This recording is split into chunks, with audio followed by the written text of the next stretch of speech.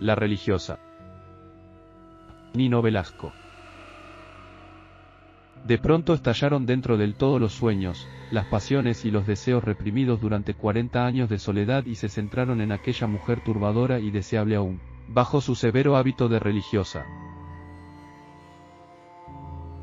Durante los últimos días me decidí a llamar a una religiosa para que, turnándose conmigo, velásemos las 24 horas de la jornada junto a la cama de mi madre moribunda.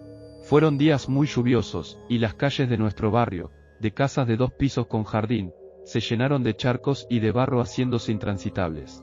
Nadie vino a visitarnos en el transcurso de la enfermedad. Hacía años que mi madre y yo nos habíamos aislado de todo contacto con familiares o amigos y nuestra existencia, en el interior del chalet húmedo provisto de muebles antiguos y tristes, transcurría con esa atonía sin esperanza que se abate sobre la vivienda de las gentes hurañas. Yo nunca he trabajado, quizás tampoco hubiera sido posible. Tan solo gracias a la azarosa fortuna de ser hijo de un hombre acomodado, he podido llegar a los 40 años sin necesidad de realizar esfuerzos que hubieran sido demasiado onerosos para mí.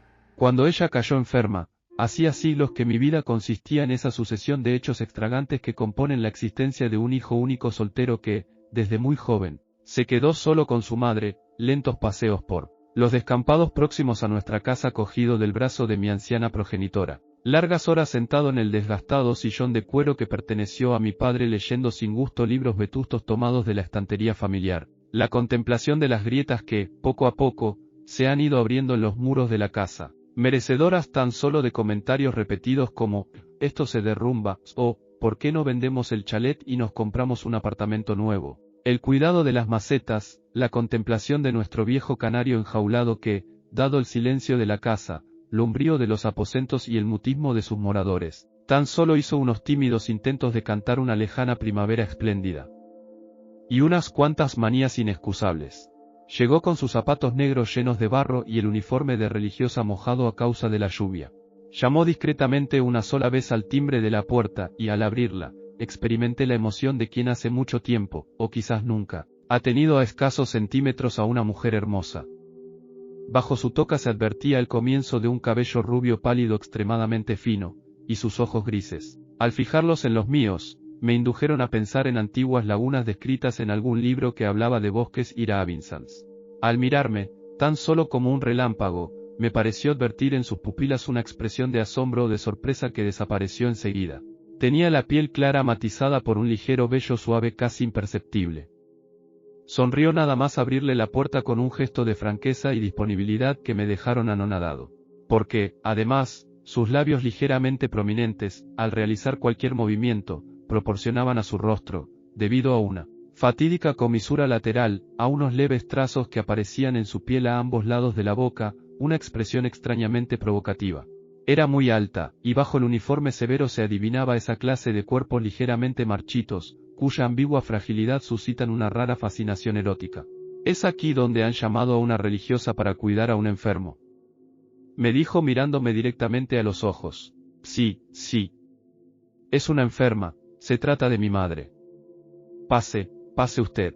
La monja entró decidida, con un paso desembarazado y airoso, sin apenas mirar al recibidor sombrío, ni a ninguna de las habitaciones que tuvimos que atravesar hasta llegar a la alcoba de mi madre. Estaba semi-inconsciente y no hizo ningún gesto o movimiento indicador de que había advertido la presencia de la religiosa. Esta es la enferma, le dije nervioso. Está bien, contestó la monja mientras se despojaba del impermeable, me llamo Sor Cristina, si a usted le parece bien, ya puedo empezar. Mi madre aún sobrevivió 2 semanas más, durante las cuales en ningún momento dejó de llover. Un cielo color plomo se abatía sobre la ciudad cargando de melancolía nuestro barrio y las estancias se llenaban de sombras desde el amanecer. A veces teníamos que encender la luz apenas a las 3 o las 4 de la tarde, pero estas circunstancias, que en otras ocasiones me habrían deprimido profundamente, obligándome a pasear desorientado por la casa, a detenerme en silencio ante las ventanas para contemplar la lluvia cayendo sobre las acacias del jardín semiabandonado, ahora obraban sobre mí en sentido contrario. Permanecía alegre y expectante durante todo el día, sintiendo el tiempo de borrasca como una música fresca que me deparaba todas las tardes la llegada de la religiosa. Esperaba ansioso su aparición a mediodía, y cuando traspasaba el dintel de la puerta la casa se poblaba de destellos. Buenas tardes. Paz. No deja de llover, decía poco más o menos al llegar por la tarde, con su pérfida expresión provocativa, a todas luces involuntaria. Su cuerpo alto y flexible, moviéndose con esa elasticidad cargada de insinuaciones que tan sabiamente saben acentuar las muchachas que pasan moda. A mis 40 años jamás he tenido relaciones con mujeres, soy virgen, y desde mi pubertad el otro sexo no ha sido para mí sino una dolorosa obsesión lejana. Un sueño de papel clandestino en las revistas de chicas que guardo bajo llave en mi escritorio, noches de orgías inventadas, miradas equívocas al misterio del cuerpo de las adolescentes, de las niñas, de nuestras antiguas sirvientas. La turbación casi petrificada ante el espectáculo violento y hechizante del cuerpo de las actrices más bellas y más libres. Su presencia comenzó, pues, a desquiciarme. En ocasiones se sentaba a leer junto a la cama de mi madre cuando no tenía nada que hacer, y, desde el comedor, situado en mi sillón de cuero, oculto tras algún libro o el periódico, la observaba con delectación a través de la puerta abierta. Olvidé por completo que se trataba de una religiosa, y con el paso de los días, una pasión irrefrenable y oculta hizo que centrase todos mis pensamientos, mis esperas, mis sueños y deseos en aquella mujer turbadora. Me olvidé de mi madre, que pasó a ocupar un lugar ominosamente secundario en el universo de mis intereses y preocupaciones. Y así, un desazonante deseo físico provocado por el cuerpo de Cristina, me impulsó a realizar aquellos días actos temerarios. Esa clase de aproximaciones tortuosas y con toda seguridad torpes, propias de hombres inexpertos, torturados o extremadamente tímidos. El anochecer anterior a la muerte de mi madre, vi desde el comedor cómo ella se levantaba para ir a la cocina. Llevaba varios cacharros con la intención de lavarlos en el fregadero. La seguí hasta allí despacio, dándole tiempo para que llegase antes que yo y se pusiese, diligente, a realizar su propósito. Estaba de espaldas, con el grifo del agua abierto y las mangas de su hábito subidas.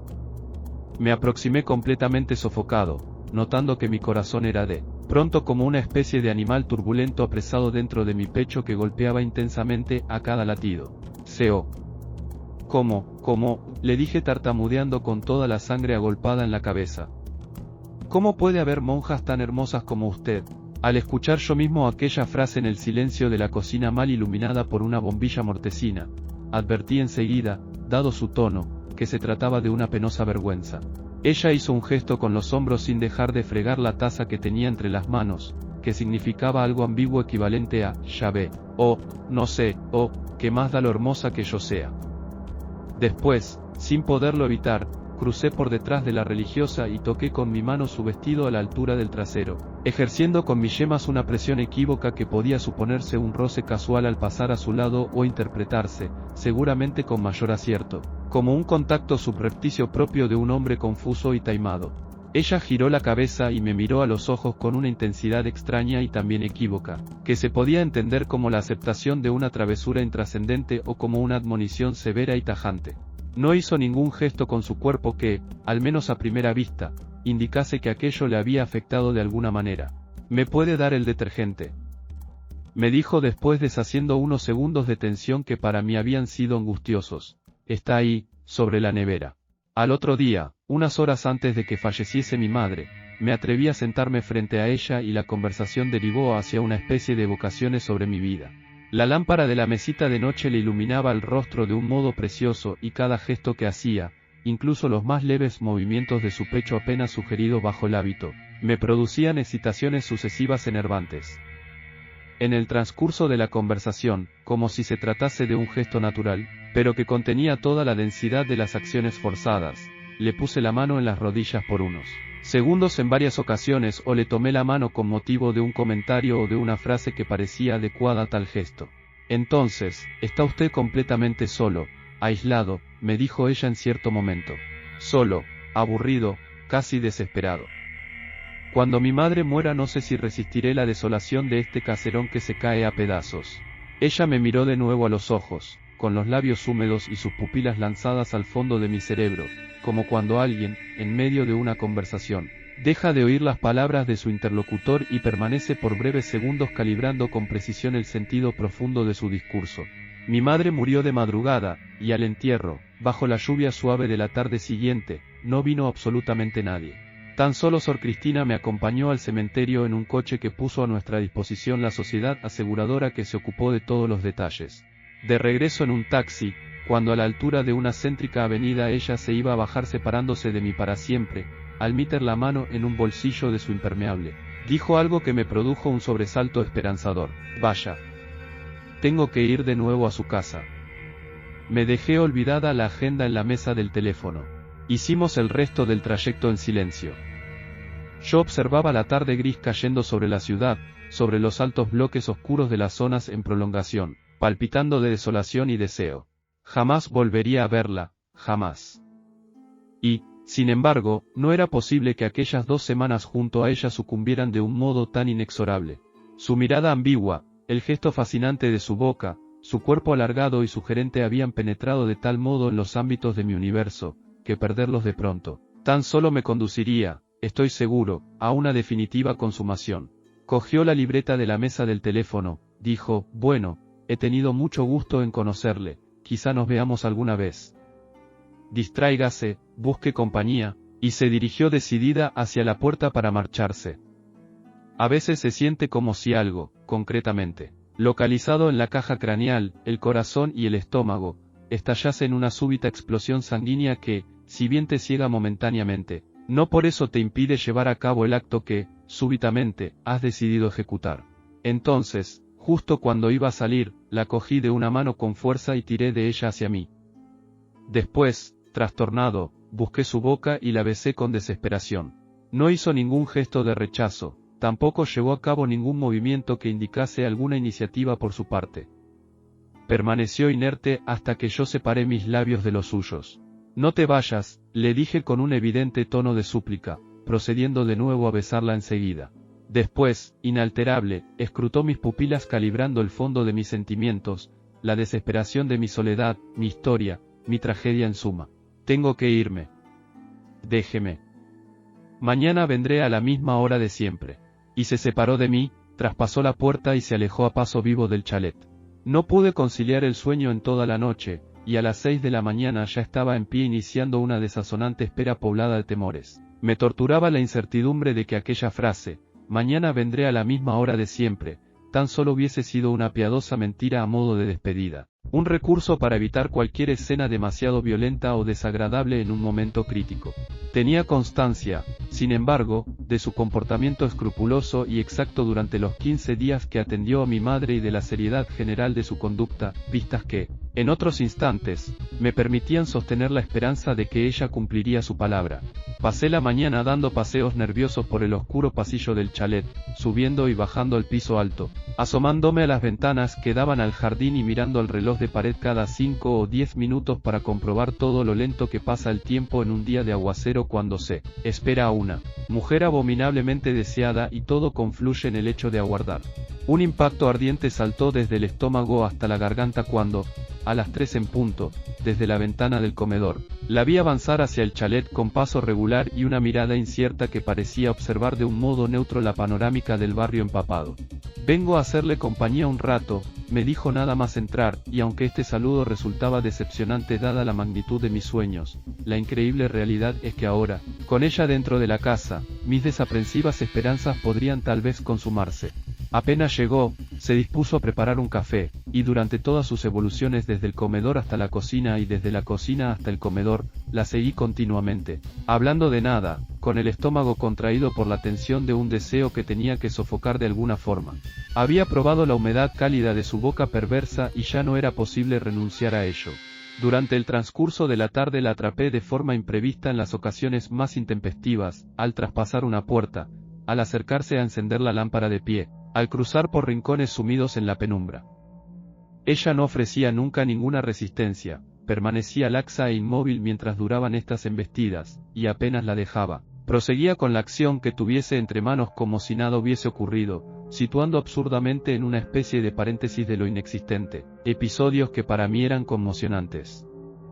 Enseguida pronunciaba alguna frase irrelevante con la que trataba de iniciar una conversación ajena a mis propósitos o tendente a desviar mi atención hacia temas baladíes. Tendría usted que tapizar los sillones, o se le están secando las begonias, por ejemplo. Aquel día y a la hora de marcharse, junto a la puerta, se reprodujo la misma escena de la tarde anterior. La besé con desesperación y suplicante, la rogué que volviera. Solo al cabo de una semana, después de tomar café y tras una conversación en la que narré puntualmente mi dramático itinerario por diversos hospitales durante una penosa niñez, cuando yo estallaba de deseo y ella parecía sofocada por el bochorno de la estancia caldeada por la estufa, y probablemente anonadada a causa de mis palabras, que habían descrito con precisión mis prolongados padecimientos, permitió que yo desbordase todos mis deseos y mis oscuros instintos en su cuerpo. Avanzó con desgana al conducirla hacia mi dormitorio, y cuando consumé torpemente todos mis podridos sueños, ella permaneció mirando al techo y, alternativamente a mis ojos, quejándose a veces, con una expresión indefinida donde cualquier estado de ánimo podía inscribirse, la serenidad, la indiferencia, el dolor o el espanto. Cuando terminamos no dijimos ni una sola palabra sobre lo sucedido, tampoco cuando se repitió más veces otros días, como si se tratara de un hecho innombrable, que sucedía, pero del que no quedaba constancia en el recuerdo. A partir de entonces, con cierta regularidad, cuando después de reiteradas excusas en días sucesivos, ella ya no tenía ningún recurso para negarse, la encaminaba hacia mi vieja cama niquelada para conducirnos cada vez con mayor tranquilidad, con el sosiego que produce el aprendizaje paulatino de una técnica compleja y variada. Y al comienzo del otoño, ella se estabilizó en una fase de inercia que yo adjetivaría de fatalista. Apenas se oponía a ningún género de insinuaciones y accedía a mis tortuosos deseos con la tranquilidad de quien afronta sucesos inevitables. Mi lascivia, contenida durante tantos años, fue así ganando terreno en el transcurso de los meses, sin que ella dejara de mostrar por eso una singular atención a mis gustos de otro tipo, detalles de carácter doméstico, por ejemplo, que trataba de cuidar con amorosa delicadeza y diligencia durante las horas que permanecía en el chalet. Y, sobre todo, me ofrecía continuamente una presencia suave y tranquilizadora, y una sonrisa casi permanente que parecía dedicarme como un obsequio precioso. Aquellas navidades montó en un rincón del comedor un Belén pequeño que me produjo, en realidad, una intensa melancolía, porque fue por esas fechas cuando empecé a advertir un indeterminado distanciamiento en su conducta, por lo menos. Me di cuenta entonces de ciertas actitudes que quizá existieron desde el primer día. No es que ella se mostrase menos amable conmigo o me rechazase de algún modo, jamás lo hizo. Pero la percepción de una vaga rigidez cuando la tenía entre mis brazos y loco, recorría su cuerpo con mi boca. La ausencia de gestos cariñosos espontáneos que partiesen de ella y la aparición inopinada de una ambigua severidad en su expresión, como si alguna preocupación que trataba de disimular la atenazase, me indujeron a pensar que nuestras relaciones, lógicamente, habían iniciado su declive. Si le preguntaba, ¿qué te pasa?, sonriendo invariablemente, me respondía, no me pasa nada. Te lo aseguro, no me pasa absolutamente nada. Ves cosas que no existen. Pero todo continuó lo mismo. Por eso el comienzo de la primavera me sorprendió en el umbral de cierto estado depresivo.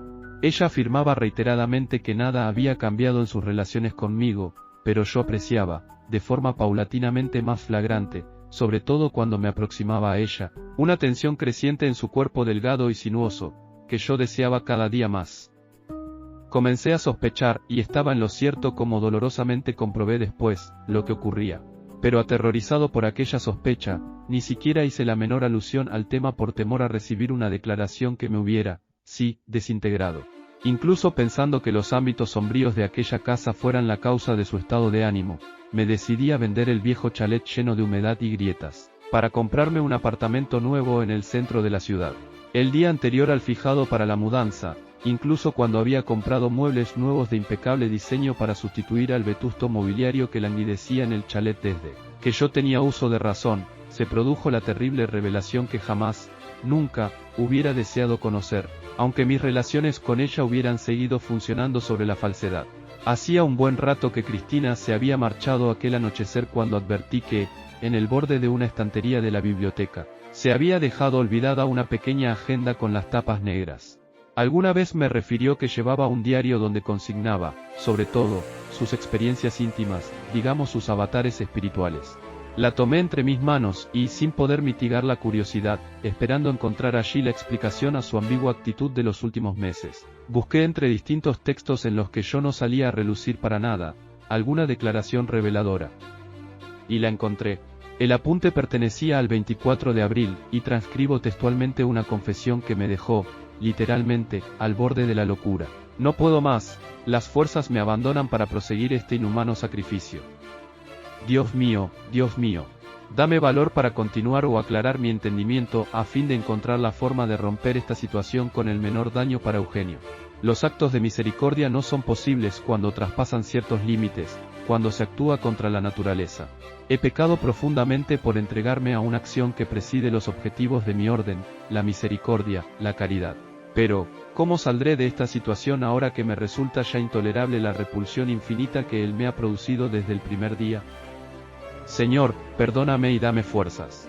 El hombre llamado Eugenio, con la agenda en la mano, permaneció inmóvil, sentado en el sofá, asumiendo la caída de la noche sin apartar la vista de la pared de enfrente, completamente abstraído, durante un tiempo que es imposible precisar, quizás durante siempre.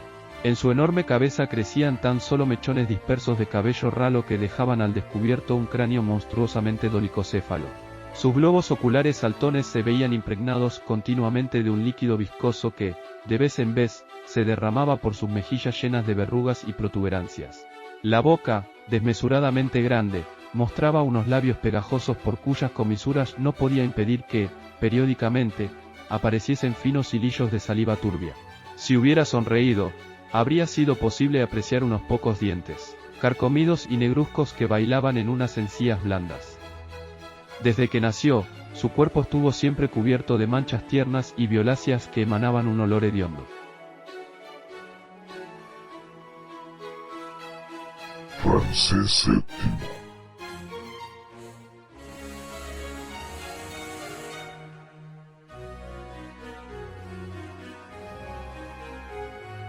Biblioteca Universal de Buenos Aires.